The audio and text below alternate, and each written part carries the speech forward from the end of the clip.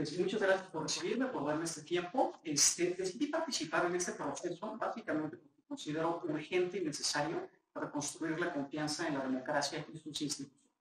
Me explico, pongo un poco de contexto. A nivel internacional, a nivel global, desde 2016 hasta la fecha, se ha presentado una tendencia, creo que preocupante en materia democrática. Más países se han alejado de la democracia que los que se han acercado a ella. Para dar un dato duro, según el Instituto Biden, solamente el 30% de la población mundial vive en democracia.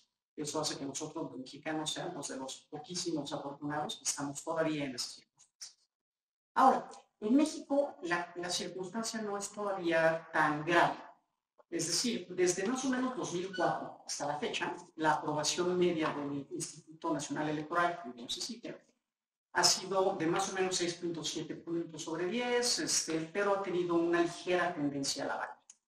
En un contexto como en el que estamos, de desafección democrática global, creo que es importante empezar a trabajar ya en la confianza en las instituciones. Para esto, he identificado al menos algunas causas que creo que han afectado la confianza en nuestra democracia.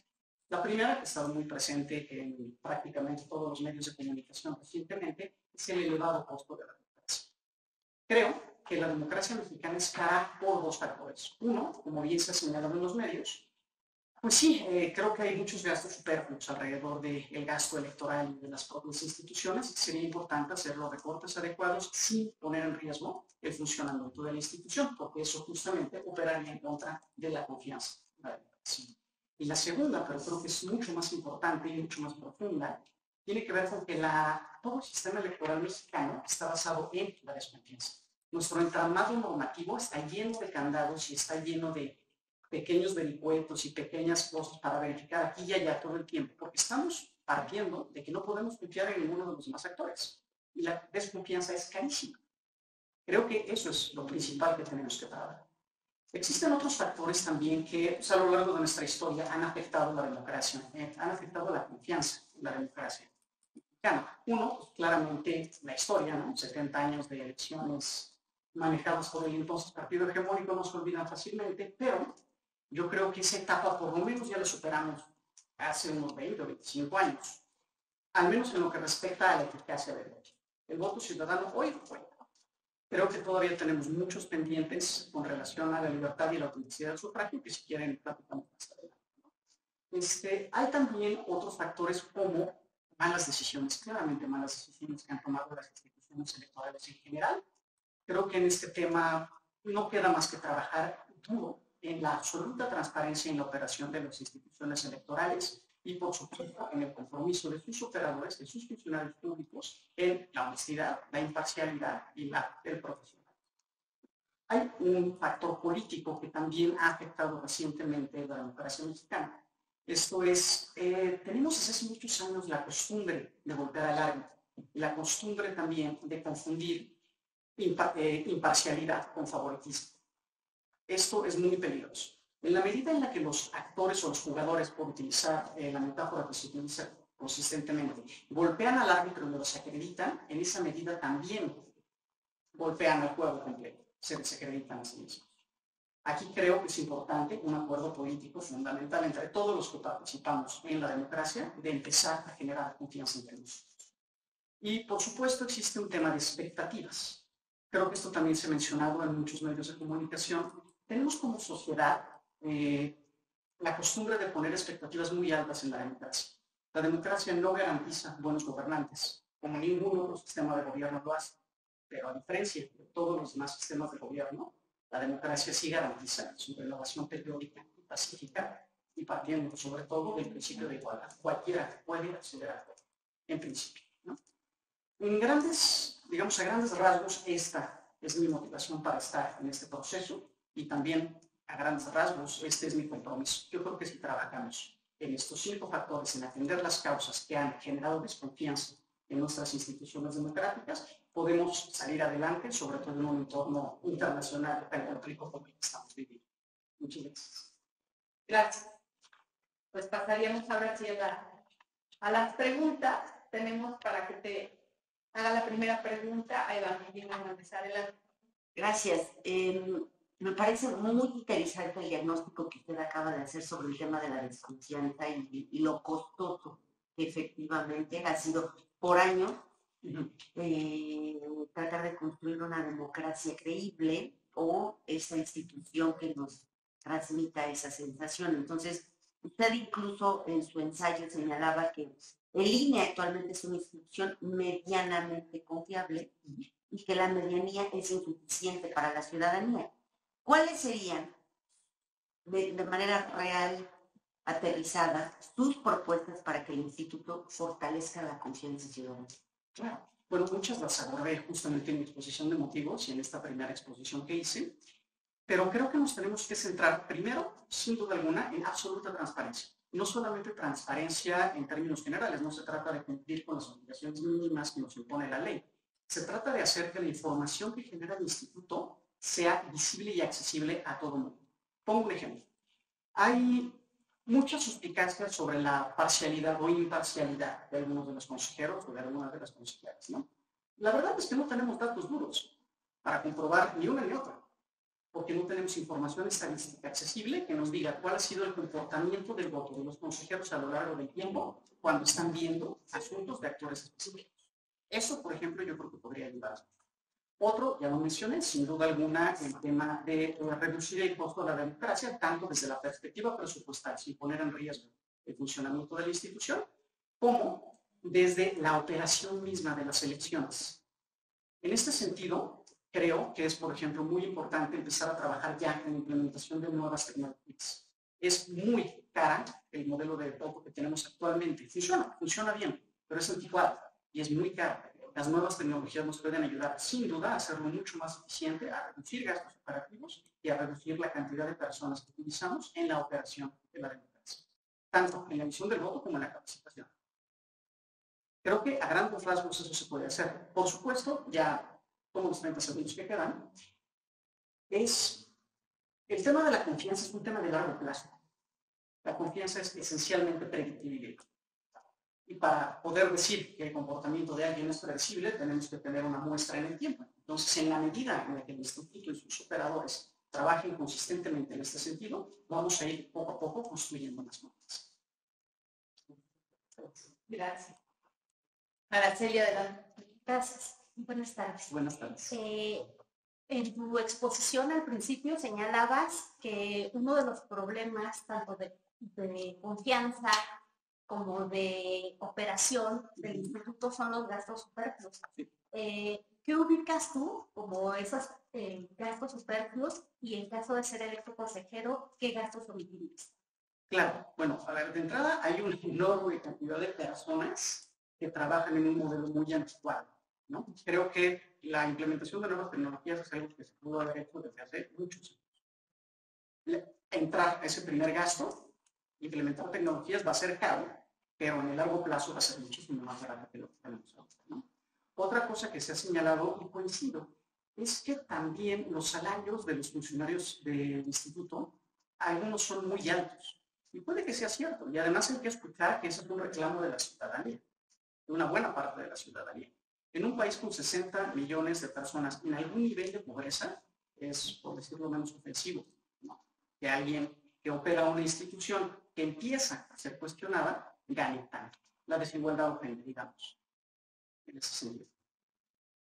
Y bueno, un diagnóstico más preciso, creo que tendría que estar ya dentro del instituto para ver la operación y hacer ese diagnóstico, ¿no? Sí. Enrique, adelante.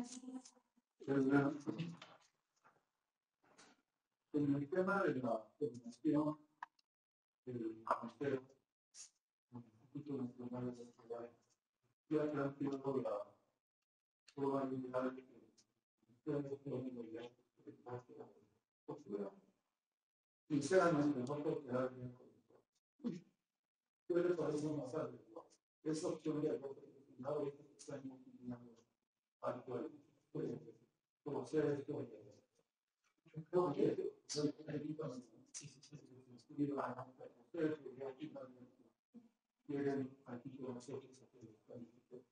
Sí, claro. Yo creo que los dos modelos tienen pros y contras, honestamente. El modelo actual tiene quizás todavía falta una parte del proceso de mayor diferencia de los partidos políticos que sí abre la puerta a que se generen este fenómeno de cuotas iguales, ¿no? Yo no soy político, no sé qué tan cierto sea eso que se dice en medios, pero ese es uno de los contras. Uno de los pros, sobre todo después de que se implementó este mecanismo del comité técnico, es que sí garantiza un cierto grado de especialización y de competencia de quienes ocupan la posición de consejerías. Ahora, ¿qué pasaría si nos vamos a la elección de consejeros? Pienso, por ejemplo, cómo funcionan los jueces en Estados Unidos. Los jueces son electos, tal cual, por sus demarcaciones. Ahora, pero no son electos de la nada.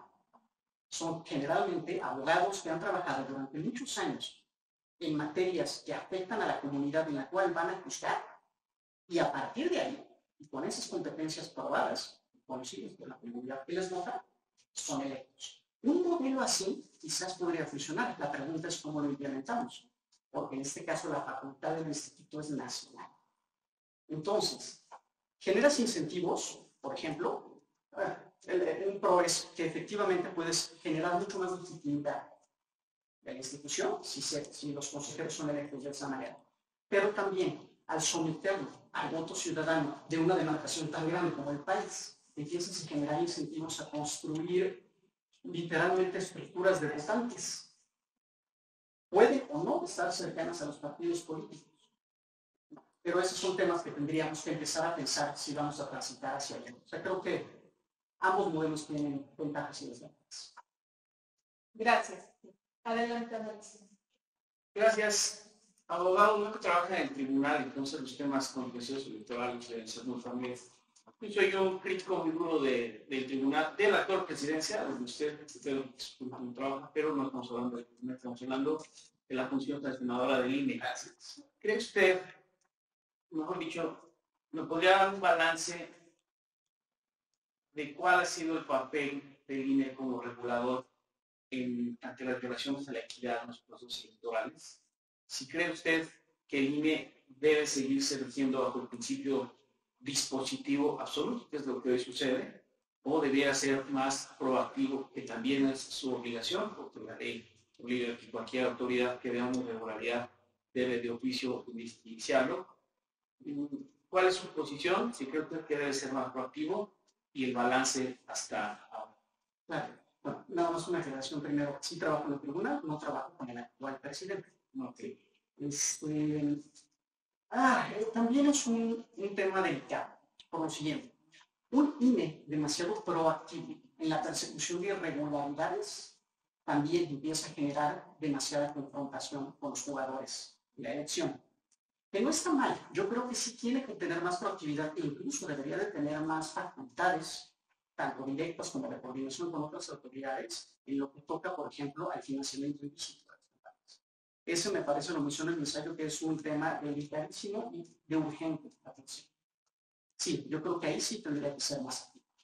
Una cosa muy distinta es cuando el INE empieza a ser activo, por ejemplo, lo voy a poner de esta forma, en la protección de los derechos político-electorales de los aspirantes a las candidaturas. Eso creo que ya empieza a rondar en los límites de la vida interna de los partidos.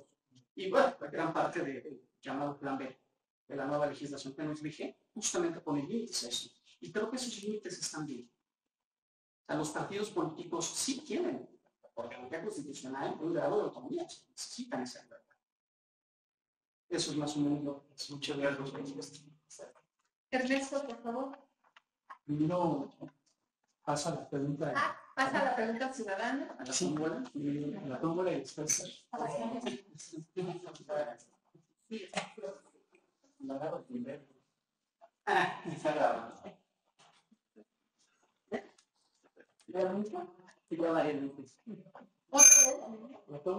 tomo sin ver y sale.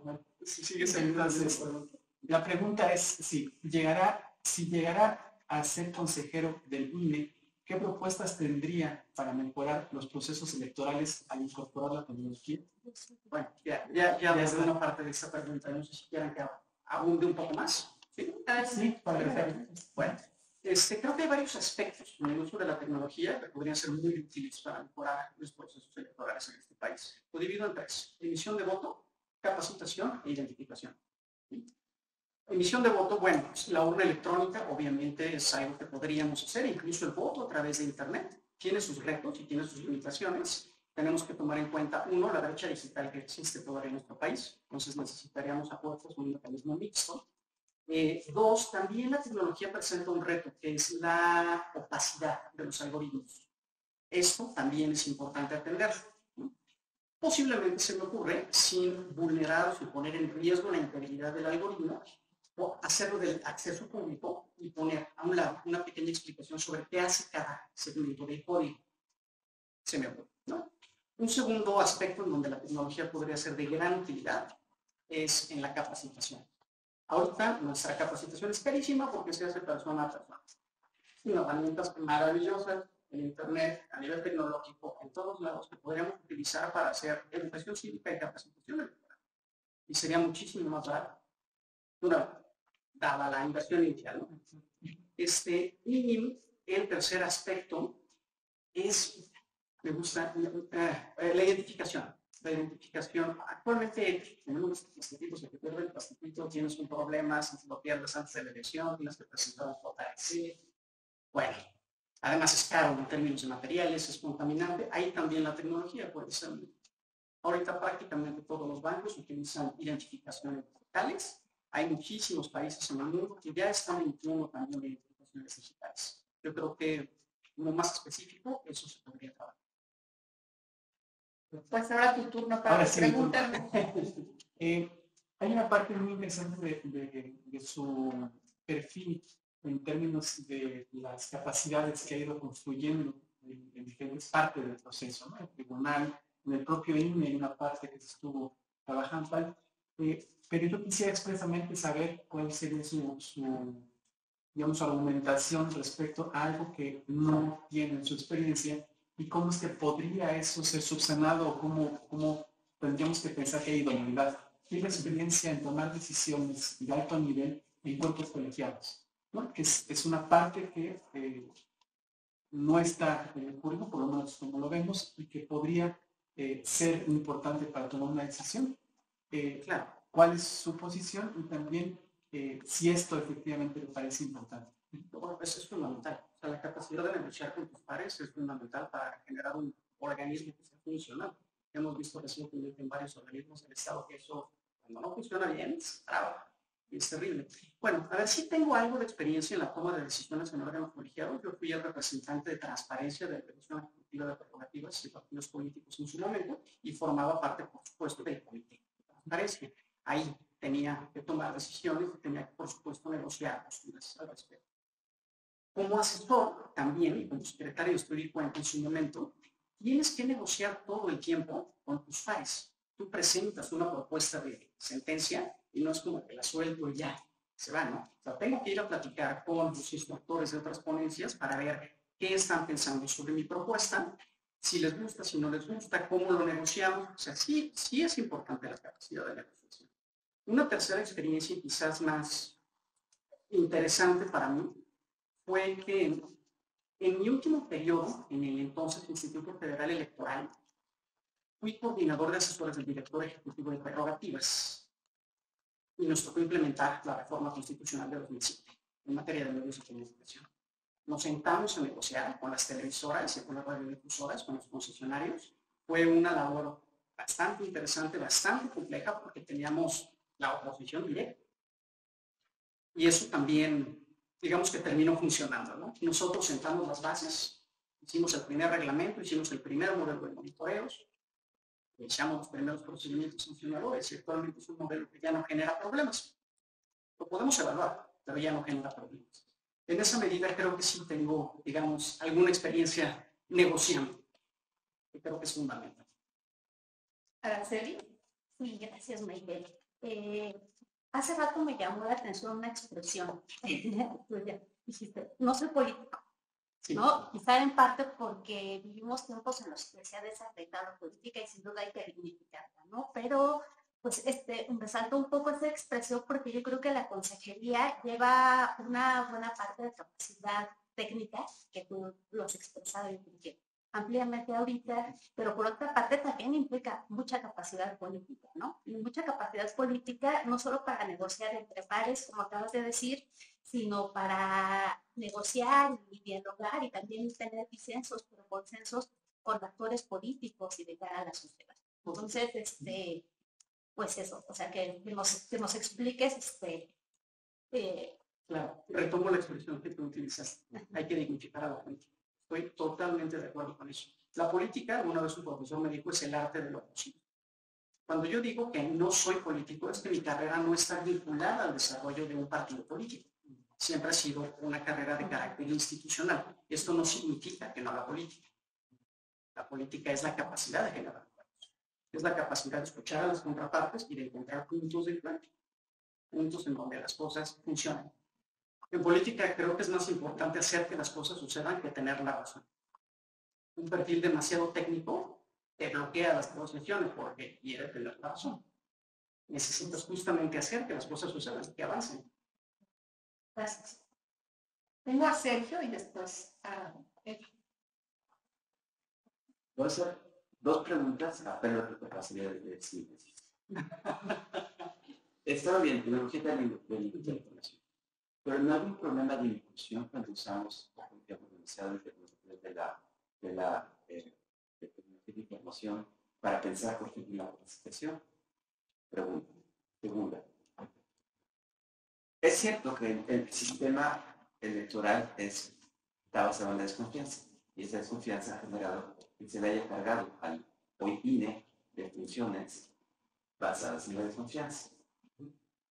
Al mismo tiempo se pide que el INE sea neutro, ¿sí?, en ese entorno de desconfianza. Tú postulas que una de tus aportaciones es crear un sistema de confianza. No hay una contradicción entre esa función de árbitro y neutro y la capacidad de generar un sistema que se basa en la confianza. Claro, sí, muy buenas preguntas. Sobre la primera, sí, claro que hay un problema de inclusión. Por eso mencionaba que es importante tener en cuenta la brecha digital. Y en todo caso, cualquier modelo de utilización tecnológica que adoptemos tiene que ser necesariamente neutral.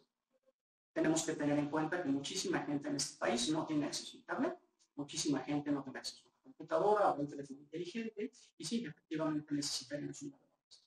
La segunda pregunta, no creo que exista una contradicción. Primero, haría una precisión. Desde mi perspectiva, al menos, yo creo que no se espera que el INE sea neutro, se espera que sea imparcial. Lo mismo. La neutralidad es casi inocuidad. La imparcialidad es que no tenga un sesgo a favor de uno o de otro. Y en ese sentido, sí, o sea, el INE tiene que aplicar la ley. El único parámetro que tenemos para generar certidumbre en el largo plazo es la norma, es la ley. Para eso los creamos. Entonces, en la medida en la que el instituto pueda actuar y mostrar que sí actúa de conformidad con la ley que lo rige y que lo aplica, partiendo siempre, en este caso, siempre del supuesto de buena fe, ¿no? Yo creo que podemos construir en el largo plazo confianza. No se trata de dejar de aplicar la ley, eso sería seguir jugando el juego del árbitro descalificado y de los jugadores que creen que pueden ganar solo si tienen el juego del árbitro. Y eso es un círculo vicioso que no funciona. Gracias. Gracias. Eva. Creo que sí, su exposición es muy rica y hay una parte que quisiera escuchar de llegar a ser consejero, cómo buscará que la paridad total sea real, sea una realidad desde la parte constitucional y legal que le corresponde al instituto. Claro. Bueno, ese también es una cuestión de tiempo, pero cuando platicamos de temas de género y de paridad, siempre me gusta pensar en una frase de Angela Davis, ¿no?, que dice que el feminismo es la idea radical que propone que las mujeres son personas. Claramente. Actualmente ya tenemos un montón de acciones afirmativas y de mecanismos que están generando una mayor participación de las mujeres en los órganos de decisión. Todavía no es suficiente, y creo que esa es la pregunta interesante. ¿Cuándo lo va a hacer? Yo creo que lo va a hacer cuando tengamos una regularidad, después de varios ciclos electorales, en donde no solo las mujeres ocupen cargos de decisión, sino que al interior de cada órgano también ocupen cargos de decisión.